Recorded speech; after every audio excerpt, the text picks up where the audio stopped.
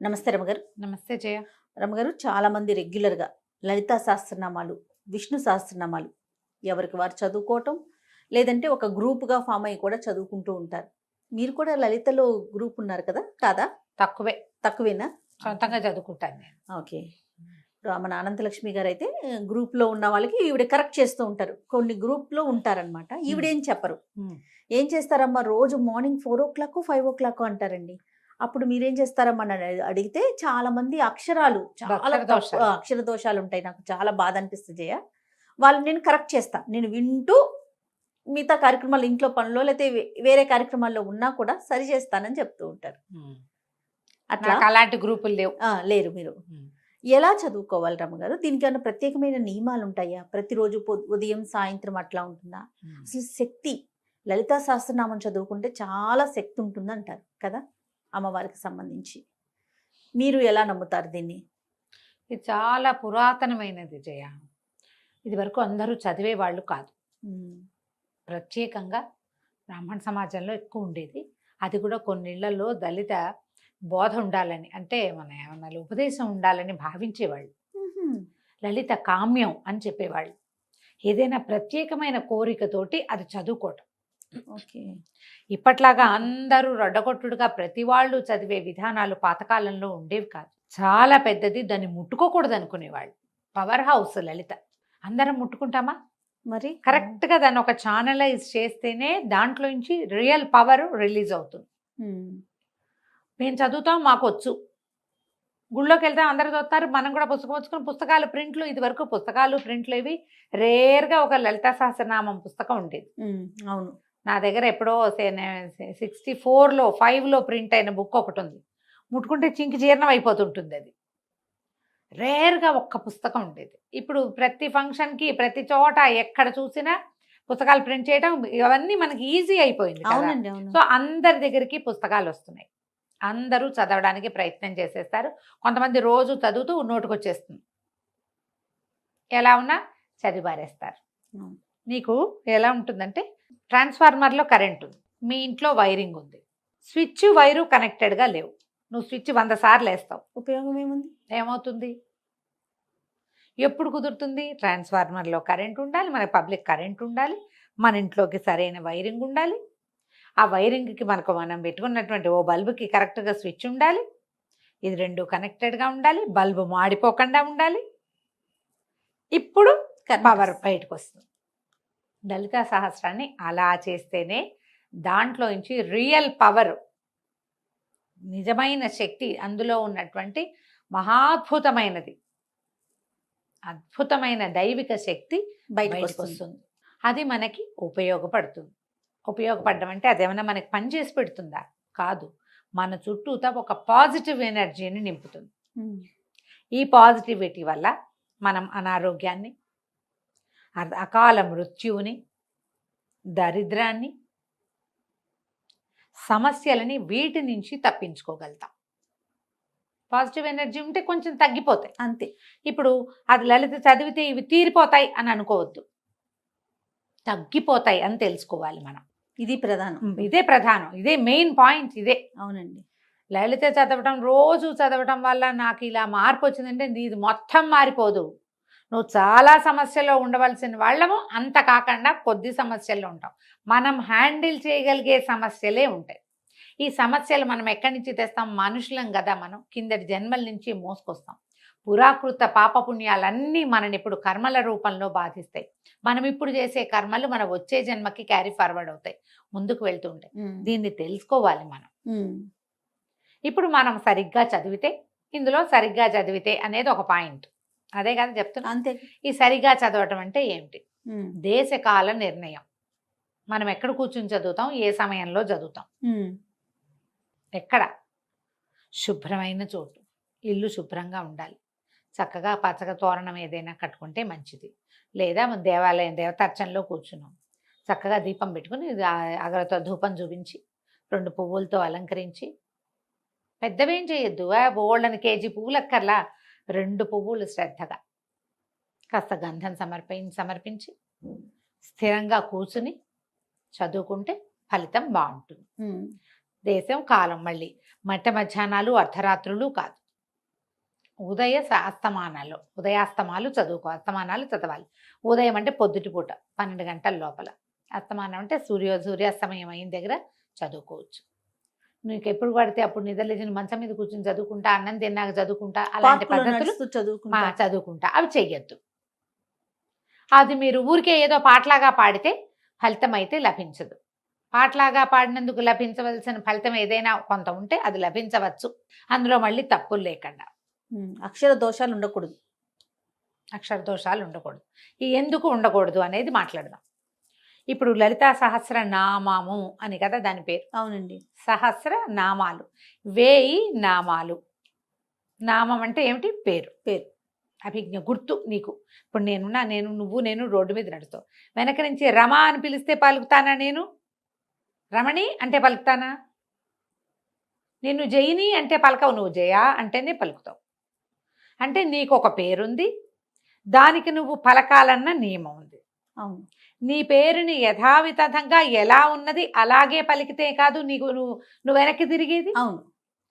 మనం మనుషులకి మనకే ఇంతుంటే అమ్మకి ఎంత ఉంటుంది? ఎంత ఉండాలి?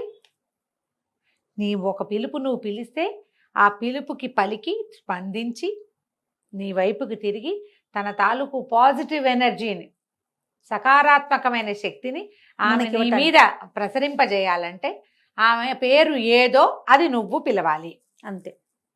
పారాయణ మధ్యలో ఆపకూడదు, అలాంటివి పెట్టుకోకండి. నువ్వు సరిగ్గా పేరు పిలిస్తే ఏమవుతుంది? ఆ పేరుతోటి అమ్మవారి పేర్లు ఎట్లా ఉంటాయి? తకీమని గుర్తు రావట్లేదు, చూసావా? మొదటంతా సౌందర్య వర్ణనతోటి నామాలు ఉంటాయి, తర్వాత వీరత్వ వర్ణనతోటి, తర్వాత ఆమె చేసినటువంటి మహత్కార్యాల వర్ణనతోటి నామాలు ఉంటాయి. మంత్రిణ్యంబ విరచిత విషంగ వధతోషిత విశుక్ర ప్రాణహరణ వారాహి వీర్యనందిత. ఎంత పొడుగుంది? విశుక్ర ప్రాణహరణ వారాహి వీర్యనందిత. విశుక్రుడనే రాక్షసుని చంపినటువంటి వారాహి యొక్క వీర్యాన్ని చూసి నువ్వు సంతోషించవు. సంతోషించిన తల్లి. ఈ ఇప్పుడు విశుక్రుడికి దీర్ఘం పెట్టినా వారాహికి దీర్ఘం పెట్టినా నామం కుదరదే, పేరు కుదరలేదుగా. అవునా? తర్వాత కామేశ్వర ముఖాలోక కల్పిత శ్రీ గణేశ్వర. గణేశ్వరుణ్ణి కల్పించింది అమ్మవారు. ఎలా చేసింది? కామేశ్వరుణ్ణి చూస్తూ కల్పించింది, గణేశ ప్రతిమ చేసి అప్పుడు యుద్ధానికి బయలుదేరింది. ఈ పదాలన్నీ కరెక్ట్గా వస్తేనే అర్థం వస్తుంది. ఎలా? నీకు ఇంకో ఈజీ తెలుగులో చెప్తా. ఇప్పుడు మా ఊరి పేరు, మా నాన్నగారి పేరు నేను అని తెలియాలి. నువ్వు ఫలానా వాళ్ళకి ఒక అమ్మాయి ఆవిడ టీవీలో మాట్లాడుతుంది అని చెప్పైతే వాళ్ళకి తెలియలేదనుకో, ఎవరో పెద్దవాళ్ళు. కాదండి, చిట్టుగూడూరులో నరసింహాచార్యులు గారని ప్రిన్సిపాల్ గారు ఉన్నారే, వారి ఆఖరి అమ్మాయి అనగానే నేను అని తెలుస్తానా? అంతే. 5వ అమ్మాయి అంటే నేను తెలియను. చిట్టుగూడూరు కాకుండా పొడగట్లపల్లి కాలేజీ అంటే వేరే వాళ్ళు ఎవరో వస్తారు. చూడు, ఇప్పుడు మనం కరెక్ట్గా ఫలానా ఫలానా ఫలానా పనిచేసి ఫలానాగా సంతోషించిన తల్లి, ఈ అన్ని ఫలానాలు కుదరాలి.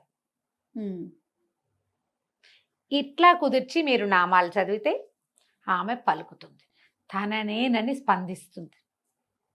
స్పందించే రకపుగా మనం నామం చదవాలంటే నువ్వు అర్థంలో మార్పు రాకుండా, అక్షరాలు చెడగొట్టకుండా చదువుకోవాలి. ఓకే. కొన్ని చదువుతాం, కొన్ని తేలిగ్గా ఉంటాయి, కొన్ని పదాలు చిన్న చిన్నవి ఉంటాయి, కొన్ని పేర్లు అప్పుడు చదివేస్తాం. అరుణాం కరుణా తరంగితాక్షీం క్లియర్గా ఉంది. ధృత పాశాంకుశ పుష్పబాణ చాపాం, ఇది కూడా క్లియర్గానే ఉంది. ఇలాంటి చిన్న చిన్న పదాలు అప్పుడు పలికేసి పెద్ద పెద్ద వాటి అప్పుడు ఏం చేస్తాం? అది మొత్తం ఒక సమాసం అనుకో, ఓ ముక్కటు ఓ ముక్కిటు కట్ చేసేస్తాం. కొన్ని చోట్ల అక్కర్లేని దీర్ఘాలు పెడతాం, కొన్ని చోట్ల ఒత్తులు పెడతాం. చాలామంది ఎక్కువగా చేసే పొరపాటు దుష్ట దూరా దురాచార శమని దోషవర్జిత చదవాలి. దుష్ట దూరా దురాచార శమని దోషవర్జిత చదువుతారు. దుష్ట దూర కనపడుతుంది, దుష్టుల్ని దూరంగా ఉంచుతుంది. దురాచార అంటే అమ్మవారిని దురాచారం చేస్తున్నాం మనం, ఆమెకు దురాచారాలు ఉన్నాయని చెప్తున్నాం. శమని అంటాం, ఆ శమని దేనికి ఏమిటో, దురాచార శమని అని రావాలి. అదొక పదం, అదొక పదం. ఇది మొత్తం సమాసం. ఎలా? దురాచారాలని పోగొట్టే తల్లి. చూడండి ఎంత అర్థం మారిపోతుందో. దోషవర్జిత, దోషాలు పోగొడుతుంది తల్లి. ఆమెలో ఏ దోషము లేదు, మనం ఆమెను ఆశ్రయిస్తే మన దోషాలని అమ్మ పోగొడుతుంది. పదాలకి అర్థం తెలుసుకోగలిగితే అద్భుతంగా ఉంటుంది. ఓకే. మన వల్ల అంత కాదు. తప్పు లేకుండా చదవటం. నువ్వు పారాయణ చేసేయాలన్న తాపత్రయంతో గడగడ గడగడ గడగడ చదివేసేయటం. గుళ్ళోకి వెళ్తారు, ఆ గుళ్ళో అర్చన అవుతూ ఉంటుంది, దేవాలయంలో అర్చనతో పాటు మనం ఇది ముందు ఇది ఫినిష్ చేసేయాలి, అక్కడ చూడం, అక్కడ దృష్టి ఉండదు, ఇది ఫినిష్ చేసేయాలి, అక్కడ చదివేసుకోవాలి. ఈ పుస్తకం చూస్తారా, ఇది రాదు, ఆ పుణ్యము రాదు కదా, రెండూ పోతాయి కదా. దేవాలయంలో ఉన్నప్పుడు మీకు నోటికొస్తే దేవాలయంలో ఏం జరుగుతోందో చూస్తూ నోటికి వచ్చింది చదువుకోండి. నెంబర్ 1, ఇది స్ట్రిక్ట్ రూల్. పుస్తకం చూడొద్దు. విడిగా ఉన్నప్పుడు పుస్తకం చూసుకుని చదువుకోండి. అర్చనంతా అయిపోయింది, మూల కూర్చున్నారు, పోయి అక్కడ కాసేపు కూర్చోవాలి కదా, అప్పుడు పుస్తకం పెట్టుకుని మెల్లిగా చదువుకోవచ్చు. అర్చనా కాలంలో మీరు చేయాలంటే శ్రీమాత్రే నమః చెప్పుకోండి.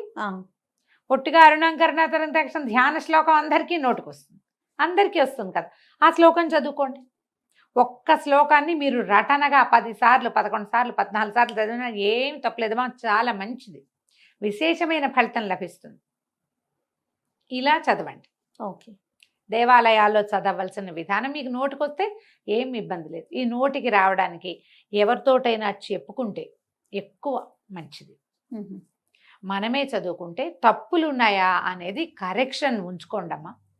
ఇది ఎలాంటి పని చేస్తుందో చెప్తాను జయ, ఇది నా స్వానుభవం. మనం ఒక తప్పు కరెక్షన్ చేసుకున్నాం, ఏదో చదువుతున్నాం, ఎవరైనా కరెక్షన్ చెప్పారనుకో కోపం వస్తుంది చాలా మందికి. నీ తప్పులు చూపించకూడదు, అవునా కదా? అవునండి. కోపం వచ్చేస్తావు, అరికాలి మంట ఎక్కిపోతుంది. అవును అవును. మీరు ఎప్పుడు మీ జీవితంలో తప్పులు కూడా దిద్దుకోరు అలాంటి వాళ్ళు. అంతే.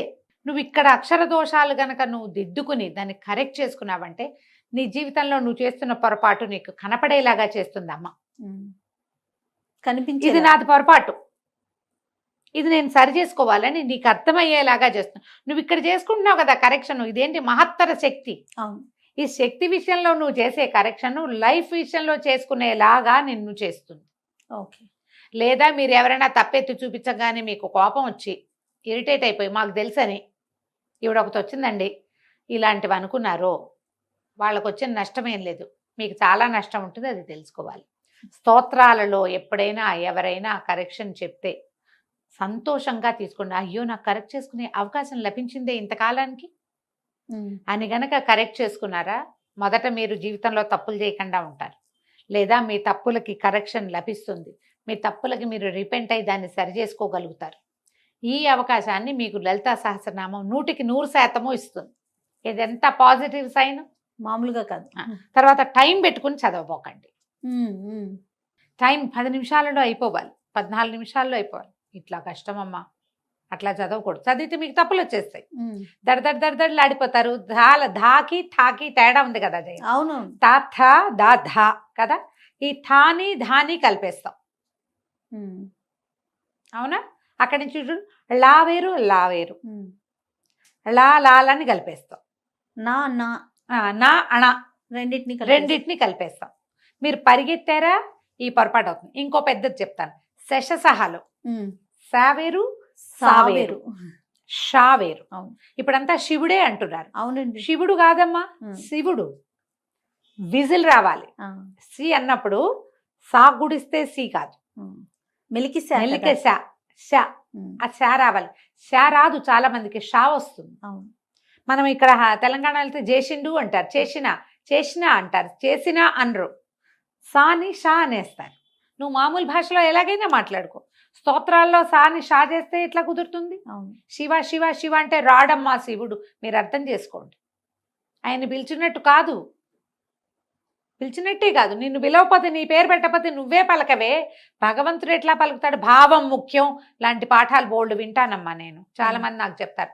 అలా ఏముందండి, భగవంతుడికి భక్తి చాలా ఇంపార్టెంట్. ఎవరికి భక్తి ఇంపార్టెంటు?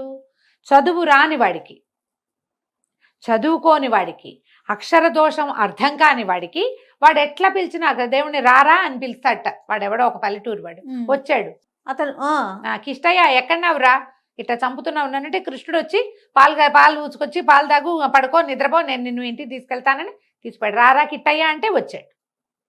నేను రారా కిట్టయ్య అంటే పాలేరు వస్తాడు, కృష్ణుడు ఎందుకు వస్తాడమ్మా? నేను చదువుకున్నా కదా, చదువుకున్నాను, కృష్ణుడిని ఇలా పిలవాలని నేను తెలుసుకున్నా. ఇక్కడ ఇంకొక చిన్న ఇబ్బంది జరుగుతుంది రమ్మగారు. పొద్దున్నే ఏదో మాటల మీద దసరా హాలిడేస్ అంటుంది మా పాప ఆ. హనీ. ఆ. ద షా కాదే ద సా సరిగమల్లో సా అని చెప్పా. ఆ. మరి ఇంగ్లీష్ లో రాసేటప్పుడు ఎస్హెచ్ అని రాసాం, మేము ఎస్హెచ్ అని రాస్తున్నాం, ఉమ్. అందుకని నేను షా పలుకుతున్నాను మమ్మీ అని చెప్తోంది. ఉమ్. అది దానికి ఏం దాన్ని చేయలేం. మనం ఎవరిని సరి చేయాలి ఇప్పుడు చెప్పండి? ఇవి లేటెస్ట్ పిల్లలు లలితా ఆ. సహస్రాలు లేటెస్ట్ చిటి పిల్లలకి రావు రావు కదా, అంటే పెద్దవాళ్ళకి ఇంక ఇప్పుడు వస్తుంది. అదే వచ్చేస్తుంది కదా, అదే వస్తుంది. సా శా షా, ఇంకా వాటికి వేరియేషన్ ఏం Difference తెలుస్తుంది వాళ్ళకి? తెలీదు. డిఫరెన్స్ ఇంగ్లీష్ వాళ్ళకి తెలియదు, ఆ. తెలుగు చదివేటప్పుడు మనం మనకి కొంచెం సరి చేసుకోగలిగితే ఏమన్నా కొంచెం చిన్న పెద్దవి మార్చుకుంటారేమో. అవును, మార్చుకుంటారు కాస్త అవును. చెప్పగలిగితే. మీరు ఒక్కటే గమనించండి, తెలియని వాడు ఎలా పిలిచినా అమ్మ పలుకుతుంది. తెలిసిన వాడు తప్పు చేయకూడదు, తప్పు కరెక్ట్ చేసుకోవాలి. తప్పు జరిగినా దాన్ని కరెక్ట్ కరెక్ట్ చేసుకోవాలి, అంతేనండి. తప్పులు మార్చుకోవాలి మనం. ఈ అక్షర దోషాలని ఉండనివ్వబోకండి. లలితలో ఇలా గనక మనం లలితా సహస్రనామం ఒక్క అక్షరం లేకుండా, తప్పు సమయంతో పరిగెత్తగా, అక్షర తప్పులు లేకుండా సమయంతో పరిగెత్తేసి చేసేయకుండా తాపిగా నోటికి నిదానంగా నేర్చుకుని ఒక 6 నెలలైనా పడుతుంది జయ మనకి చక్కగా రావటానికి, తాపీగా వెళ్ళడానికి. దీనికి మళ్ళీ ట్యూన్లు సంగీతము ఏం అక్కర్లేదమ్మా. దానికి అనుష్ఠుప్ ఛందస్సు విష్ణు సహస్రనామం అంతే లాగానే అంతే. అలాగే. అయితే ఏంటంటే మనం మధ్య మధ్యలో ఏమవుతుంది, విష్ణు సహస్రనామాల్లో పెద్ద సమాసాలు తక్కువ ఉంటాయమ్మా. అవును. ఈ లలితా శాస్త్రంలో సమాసాలు పెద్దవి. ఓహో. మొదట 20-30 శ్లోకాలు అయితే అన్ని అమ్మవారి సౌందర్య వర్ణన కదా, అవి చాలా పెద్దవిగా ఉంటాయి. ఉమ్. ఈ ఇంత పెద్ద వాటిని మనం చేసేటప్పుడు ఎక్కడ విరవాలి అనేది మనకి సమస్యగా ఉంటుంది. సో వినాలి మనకి, అంతే కదా రమ్మగారు? వినాలి, తెలుసుకోవాలి, ఎవరితోటైనా చెప్పుకోవాలి.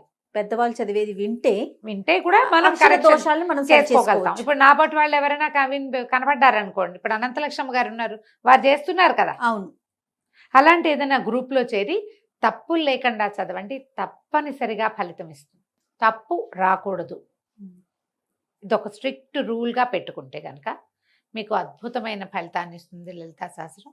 పొద్దున సాయంకాలాలు చేసుకోవచ్చు. విశేషించి అష్టమి, పౌర్ణమి చాలా అద్భుతమైన రోజులు.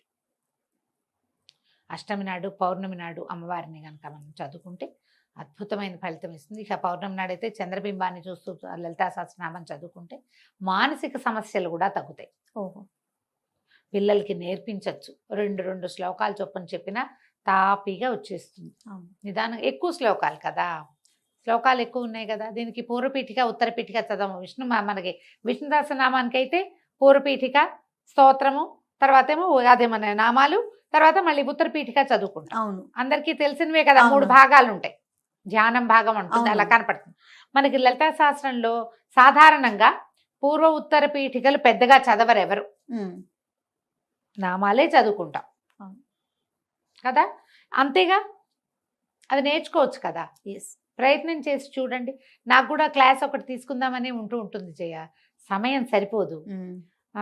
ఇప్పుడు సౌందర్యలహరి పాఠం ఒకటి ఉంటుంది, వారానికి 1-2 క్లాసులు అనుకో. దానికే నేను ఒక టైట్ స్కెడ్యూల్ లాగా ఉంటుంది, జనాలకి కుదరాలి కదా. ఎప్పటికప్పుడు అనుకుంటూనే ఉన్నాను. సుమన్ గారు అయితే అసలు ఒకసారి పెద్ద క్లాస్ లాగా పెట్టండి మీరనే చెప్పాను, చేయాలనే ఉంటుంది. కానీ నాకు అవకాశం లేదు. ఎక్కడ మీకు అవకాశం దొరికితే అక్కడ శంకర మఠాలు అలాంటి చోట చక్కగా చెప్తారు. వాళ్ళందరూ చదువుతూ ఉంటారు. చిన్న కరెక్షన్స్ ఉంటే కరెక్ట్ చేసుకోండి. మంచి ప్రింట్ ఉన్న పుస్తకం కొనుక్కోండి. శంకర మఠంలో దొరికే మంచి పుస్తకాలలో ప్రింట్ చాలా బాగుంటుంది. వాచాదోషాలు లేవట అందులో. నేనైతే ఆ బుక్ చూడలే, నాకు 2-3 పెద్దవాళ్ళు చెప్పారు అక్కడ దొరికే పుస్తకాలు తెప్పించండి బాగుంటాయి అని. ఇలా ప్రయత్నించండి. అప్పుడు ఈ లలితా సహస్రనామంలో ఉన్నటువంటి పరమాద్భుతమైన మహత్తరమైన పాజిటివ్ ఎనర్జీ, దైవికమైన శక్తి మనకి తోడుంటుంది. సొంతం అవ్వదు, తోడుంటే చాలు కదా రమ్మగారు. మన వెనకాల ఉంటుంది, మనతో పాటు ఉంటుంది. నిత్యము చదువుకోవచ్చు మీ ఓపిక అవకాశాన్ని బట్టి. డ్రైవ్ చేస్తూ చదవచ్చా అని ఒకరు అడిగారు. పాపం వాళ్ళకి అవకాశం లేదు, ఏం చేస్తారు? ఏదో చేయండి అమ్మా. మరి పార్క్లో వాకింగ్ చేస్తూ కాకుండా శుభ్రంగా తయారై ఇంట్లో ఏదో పూజ చేసుకుని వెళ్తారు కదా, చదువుకోండి. మరి ఇక తప్పదు కదా. రైట్. నమస్తే. నమస్తే జయ.